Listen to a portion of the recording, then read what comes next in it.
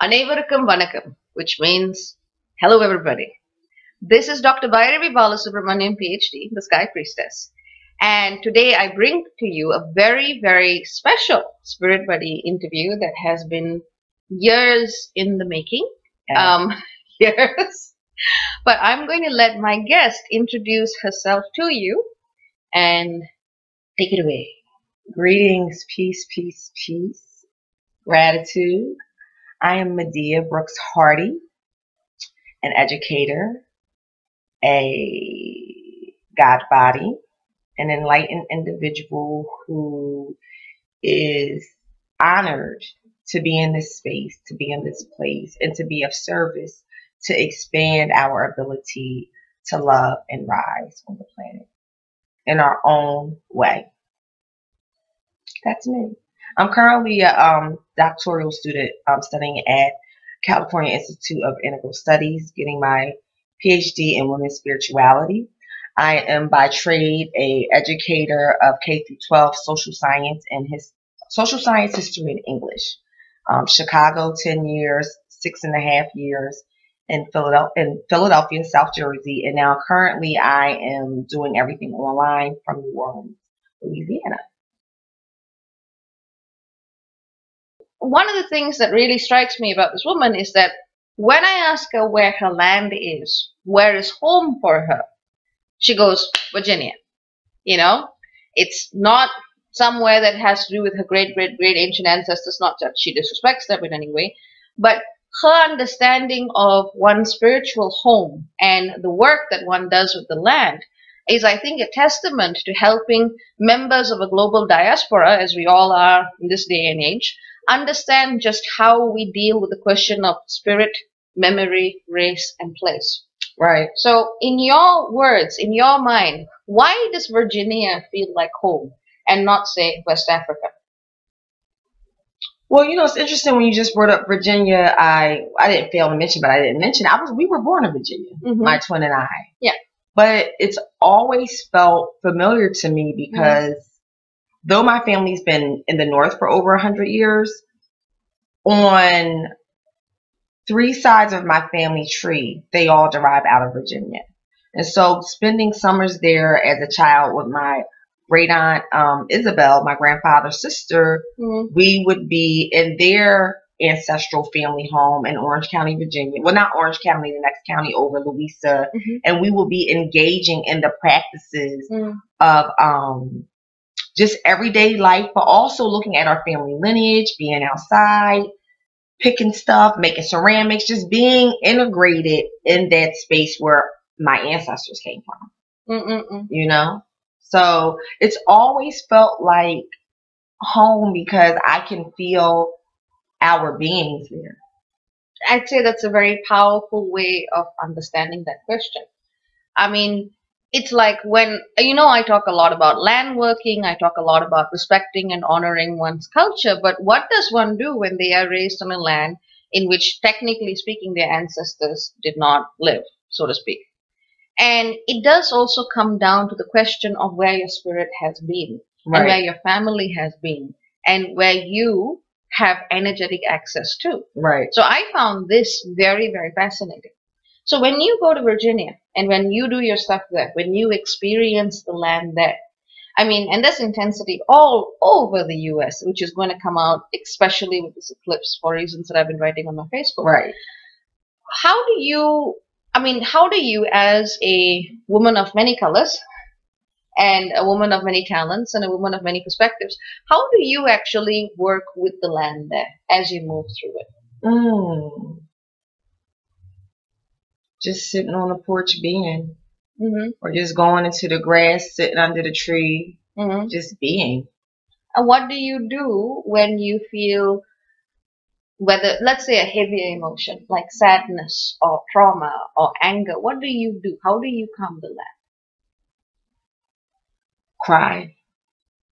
But the kind of cry where it's like you're opening up the door on the thing that's been blocking it, and just not cry, mourn, but mourn as a way of release, But in the morning, it's a reverence. Because I feel like a lot of traumas, especially for people of this land, be it they African American, indigenous American, even European based, we've experienced a lot of trauma in this nation, and it's been perpetuated through denial and silencing about how our narratives are expressed and told. So how can we connect that back to those who are trying to deal with wounded lands that are screaming, for example? And I've been talking about how there is this big difference between ceded versus unceded land. And even in some cases, the technically ceded land was still taken disrespectfully in the US. Right. And so how do we deal with Earth that retains those memories? On the one level, Earth is still this pure being, right, that is able to create, that is able to destroy. But on the other level, you can call it the personality of the planet. She carries these scars. She carries these narratives, and she plays out these narratives especially onto the people who are listening to her. So there are two complications. One, it's not as straightforward to say that your land is the land that you were born in. Sometimes you have a very ancient connection somewhere else. Right. It's hard to say that your land is easily the land of your own ancestors, because, like in Medea's case, when she says it's Virginia, I can feel it. I can feel the connection between her and that portion of the planet, because it's real. It's home for her. So how do we go about constructing these very complex narratives without watering everything down, which is what's happening? It's like people. Basically, what we're trying, the way we hold a lot, not everything, but a lot of spiritual discourse around land working and healing the planet is the same approach that the pharmaceutical industry actually takes. Everyone gets the same pill. Right. Because everyone works in the same way. It's not like that. It doesn't work like that. It really does not work like that. Some land will actually need people of Western European descent to come forward and sing their songs to heal.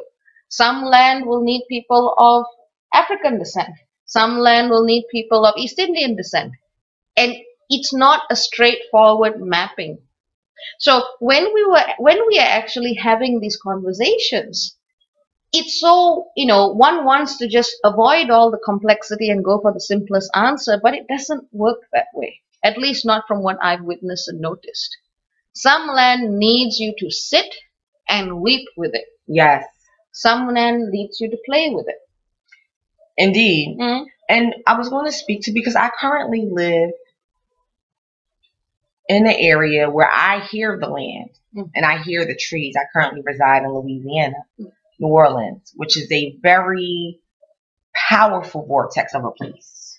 Yeah, Spirit said, Bhairavi, you don't go there this time. And I was called there. I met my husband there, wound up moving there. And, of course, I loved it before I lived there. But in living there, it's two things that are happening with the environment, social human environment, and then what the land is saying.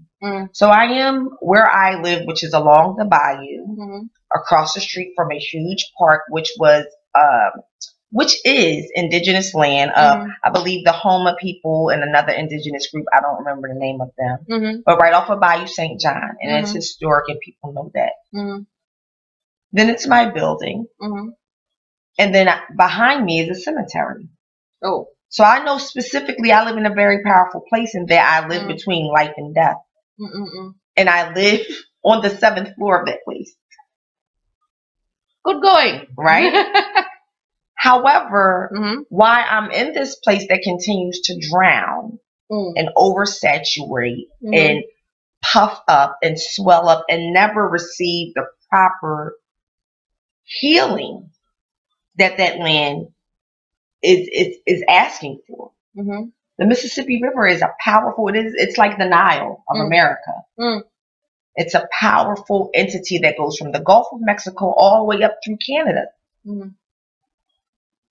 Yet the city in which surrounds those bodies of water have not, and this is just my observation being there, have not fully invested in what is required of that natural environment, hence the constant flooding, hence the constant destruction every so many years. Understood. Because people are consciously choosing, they may work on some certain type of spiritual things or maybe not, but they're consciously choosing not to engage and honor the Mississippi River. That's really powerful. Yeah. I'm so glad you came. Yeah. And so she does what she does. And then you see humans react in a way in which they, and I will say this, there are a lot of, and give reverence to people like Baba Lazard, Lloyd Lazard, the woman you showed me earlier, I don't know her yet, but that elder, Sister Sula Evans, who I had the opportunity to meet. Priestess Mary. That's the latest. Priestess Miriam. So give honor to several different people there in different groups who I do actually see doing a work in your daily walk. It's not like you out doing anything. Dr. Ramsey, give a shout out to him.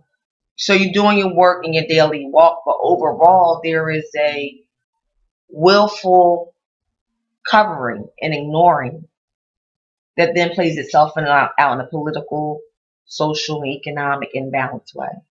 That keeps reliving that thing for like the past however many years it's been there. Because water holds memory. Exactly.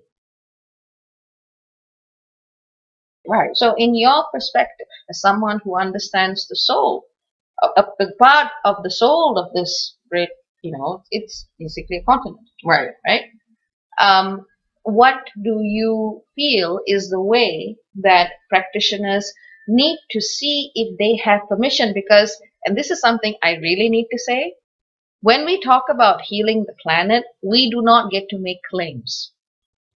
No. We really don't. Right. This is something that I have to call out. That's really ego based too. If you express yourself, I mean, as an observer, I want to clarify that I'm not placing judgment, but as an observer, any response that's coming from the place of the ego is the antithesis of who you say and what you do anyway. Like especially if you're saying on the spiritual work or conscious or social justice or anything of that nature. If you're espousing that, then that's what you are. You don't need to claim anything because you flow. Like I don't go to South India and start doing land work just because I have South Indian genetics. I need to get the invitation from the land itself. So in your work, how do you get that invitation? It happens in a number of ways. So I'm there in this land I currently live in now because I was for all intents and purposes invited there by the land and by the energy and the spirit of the place. Though at times I feel it very unsettling. I know I'm there for a specific reason.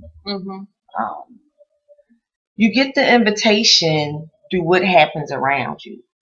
Yeah. So it's one of those things like I was telling you about Taos, for example, and what the land of the New Mexico, because even parts of Arizona, even weirdly enough Sedona, even though as whatever as it is, but this part of the country told me, case in point too, the Gullah Islands, which is why I'm doing a retreat there.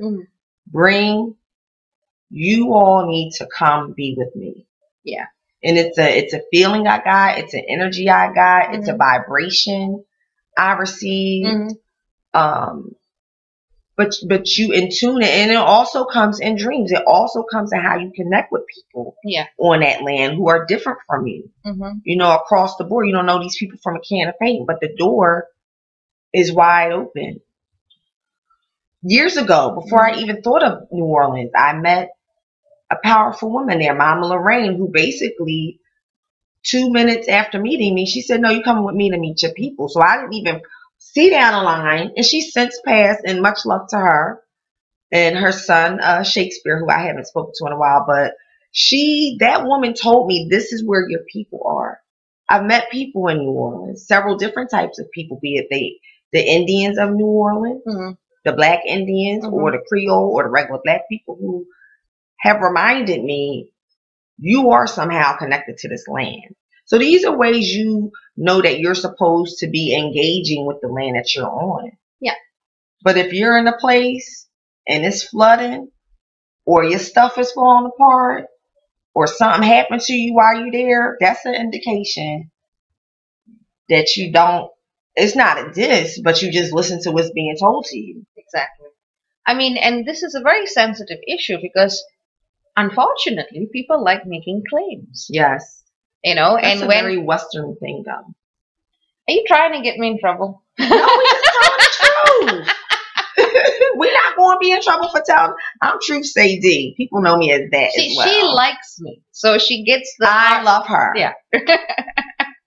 And you know, she's traveled around and had a look at Tamil culture in Malaysia, and you know, she gets the whole Dravidian bloodline. We the same people, just I understand. brown from a different side of the tracks. That's how I put it.